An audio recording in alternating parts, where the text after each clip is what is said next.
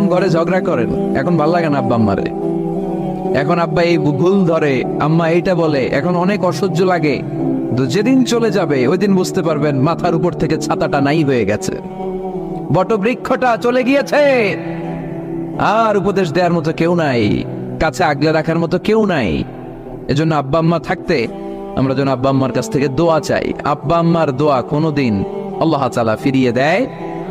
আমরা আব্বা আম্মারে রেখে দিয়ে অমুক দরবারে যাই, অমুক দরবারে যে দোয়া চাই।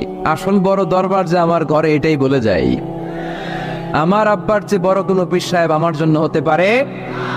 আমার মায়ের চেয়ে বড় দোয়াকারী আমার জন্য পৃথিবীতে থাকতে পারে? পৃথিবীর সবাই মিলে, সব আল্লাহর ওলিরা মিলে কোরআন খতম দিয়ে এইখানে ফু দিল একটা গ্লাসের পানির ভিতরে, আপনার আম্মা কিংবা আব্বা শুধু বিসমিল্লাহ বলে আরেকটা গ্লাসের পানির মধ্যে ফু দিল, মায়ের দোয়াটা মুহূর্তেই কবুল করে নিবে কে?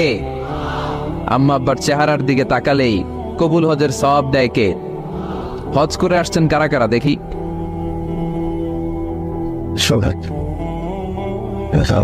অনেক হাজি সাহেবান আছে, মাশাআল্লাহ, হাত নামান।